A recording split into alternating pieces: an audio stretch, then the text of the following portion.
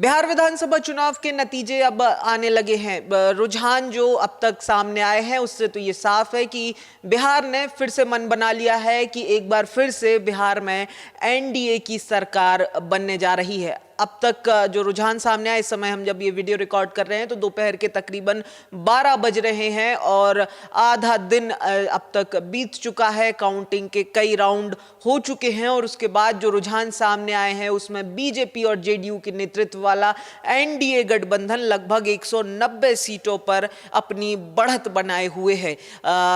लगातार चुनावों की अगर बात करें तो लगातार चुनावों में ये देखा गया है अलग अलग राज्यों में कि दोपहर तक जो रुझान होते हैं शाम को कुछ उसी तरीके के नतीजे भी आ जाते हैं। कुछ सीटें कम ज्यादा ऊपर नीचे जरूर हो जाते हैं। हालांकि बिहार को लेकर कहा जाता है कि बिहार में चुनाव के परिणाम कभी भी पलट सकते हैं।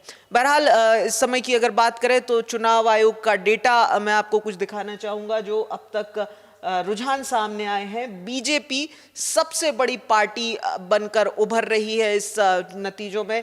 ये बिहार का जो नक्शा दिखाई दे रहा है इसमें जरूर अलग अलग रंग दिखाई दे रहे हैं। कुछ ऑरेंज कलर भी दिखाई दे रहा है, कहीं हरा भी दिखाई दे रहा है, पिंक भी दिखाई दे रहा है। हालांकि अगर इसमें एनडीए गठबंधन के रंगों को एक रंग में रंग दिया जाए तो बिहार कहीं ना कहीं एनडीए के रंग में रंगा हुआ दिखाई दे रहा है। बीजेपी की अगर बात करें, बीजेपी और जेडीयू इस चुनाव में 101 सीटों पर यानी समान सीटों पर चुनाव लड़ रही थी।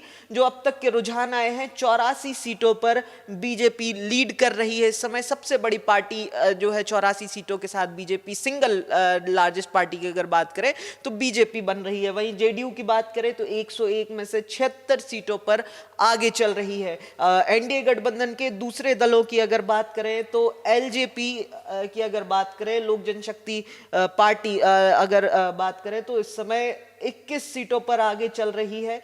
वहीं हिंदुस्तानी आवाम मोर्चा की बात करें तो 5 सीटों पर हिंदुस्तानी आवाम मोर्चा आगे चल रही है। एलजेपी और इस बात करें तो लगभग 43 सीटों पर चुनाव लड़ा था। वहीं एचएएम ने भी अगर बात करें तो 5 सीटों पर अब तक बढ़त बनाई हुई है।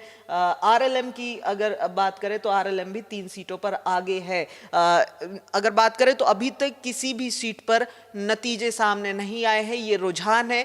कुछ सीटें ऐसी भी हैं जहां पर जो अंतर है वो बहुत ज्यादा नहीं है। कुछ सीटों पर अंतर तो 100-200 वोटों का भी नंबर 1 और नंबर 2 के बीच में है। कुछ सीटों पर 500 और कुछ सीटों पर 1000 से 3000 वोटों के अंतर से भी स्थिति आगे पीछे हो रही है। यानी कि कहा जा सकता है कि इन सीटों पर नतीजे कभी भी पलट सकते हैं। दिग्गजों की अगर बात करें तो दिग्गजों में नजर जो थी वो महागठबंधन के CM face candidate Tejashwi Yadav के चुनाव पर थी। अगर बात करें तो तेजस्वी अभी अपनी सीट से पीछे चल रहे हैं। राघोपुर से वो चुनाव लड़ रहे थे। राघोपुर सीट का एक बार हाल देख लेते हैं। राघोपुर में अगर बात करें तो स्थिति ये है कि राघोपुर में बीजेपी कैंडिडेट या एनडीए का कैंडिडेट जो है वो इस समय आगे चल रहे हैं। तेजस्वी हालांकि बहुत ज्यादा अंतर से पीछे नहीं है, लेकिन राघोपुर में तेजस्वी पीछे चल रहे हैं। ये अब तक का अपडेट सामने आया है। इसके अलावा अगर बात करें तो महुआ में तेज प्रताप यादव काफी पीछे चल रहे हैं। लखीसराय में deputy CM Vijay Sinha BJP के काफी आगे चल रहे हैं। सम्राट चौधरी अपनी सीट पर आगे चल रहे हैं। जो सबसे फंसी हुई सीट बताई जा रही थी अलीनगर की सीट, जहां पर मैथिली ठाकुर चुनाव लड़ रही थी। मैथिली ठाकुर अलीनगर में काफ़ी आगे चल रही है। इसके अलावा अगर बात करें तो कई और कलाकारों को चुनाव लड़ाया गया था। आरजेडी की तरफ से भी लड़ाया गया था, बीजेपी की तरफ से भी लड़ाया गया था, जेडीयू की तरफ से भी लड़ाया गया था। इनमें अगर बात करें तो खेसारी लाल यादव पर भी नजरें थी। खेसारी लाल आरजेडी से चुनाव लड़ रहे थे और इस समय अपनी सीट पर पीछे चल रहे हैं। वहीं बाहुबली अनंत सिंह भी अपनी सीट पर आगे चल रहे हैं। बात की जाए तो बिहार में जो जिस तरीके के अब तक नतीजे या रुझान सामने आए हैं तो तो अब तमाम रिएक्शंस भी सामने आ रहे हैं। बात की जाए तो जेडीयू और बीजेपी के खेमों में इस समय माहौल जश्न का है, त्योहार जैसा माहौल है, रंग अबीर उड़ाया जा रहा है, मिठाइयाँ बांटी जा रही हैं। जेडीयू का प्रदेश मुख्यालय हो या बीजेपी का प्रदेश मुख्यालय हो, नीतीश कुमार के सीएम आवास पर भी नेताओं की आवाजाही शुरू हो चुकी है, बधाइयों का तांता शुरू हो चुका है। वहीं बयानों की अगर बात करें तो कई सारे बयान भी सामने आए। बात की जाए तो गिरिराज सिंह जो केंद्रीय मंत्री हैं, उन्होंने कहा कि एक तरफ जेल बेल भ्रष्टाचार और जंगल राज लूट का प्रतीक था और एक तरफ बीजेपी और एनडीए की नीतीश कुमार की विकास वाली सरकार थी। जनता ने मन बना लिया था और जनता ने मैंडेट दिया है। मध्य प्रदेश के मुख्यमंत्री मोहन यादव जो लगातार बिहार में कैंपेन करते रहे, उन्होंने इस पूरे जो रुझान अब तक आए हैं या ये जो मैंडेट दिखाई दे रहा है, इसका सीधा श्रेय 2014 से लोकसभा में जो बीजेपी की सरकार है, प्रधानमंत्री नरेंद्र मोदी के नेतृत्व वाली, उस पीएम मोदी की सरकार को, पीएम मोदी की नीतियों को इन रुझानों का श्रेय दिया है। वहीं एलजेपी रामविलास की सांसद शांभवी चौधरी का भी बयान सामने आया है। उन्होंने कहा कि बिहार की जनता बदलाव नहीं विकास चाहती है और ये मैंडेट उसी के कारण है। जबकि अगर बात करें तो पूर्णिया से निर्दलीय सांसद पप्पू यादव का भी बयान सामने आया। उन्होंने कहा कि विपक्ष को इस मैंडेट को स्वीकार अब कर लेना चाहिए, यानी साफ ये कहा उन्होंने कि इस हार को जो है वो अब स्वीकार कर लेना चाहिए। वहीं कांग्रेस की तरफ से अगर बात करें तो कांग्रेस ने सीधा सीधा इलेक्शन कमीशन पर जो है इन नतीजों को लेकर जो हुआ उसका दारोमदार आयोग पर मढ़ दिया है।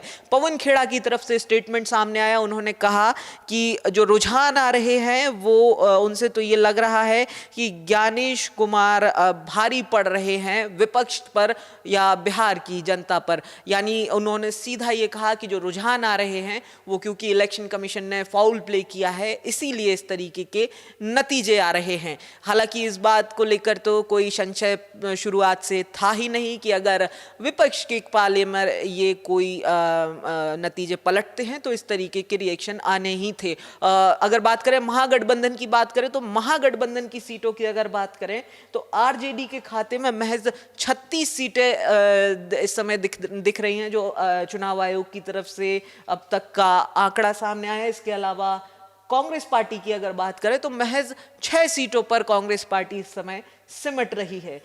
इसके अलावा बीएसपी, कम्युनिस्ट पार्टी और सीपीआईएम की बात करें, एक एक सीटें इन तीनों को भी मिल रही हैं। वहीं जो नज़र तेज प्रताप यादव की जनशक्ति और प्रशांत किशोर की जनस्वराज पर थी, तो इन आंकड़ों के अनुसार तो दोनों का ही खाता नहीं खुल रहा है। ये जो तमाम डेटा है ये बिहार की तमाम 243 सीटों पर था।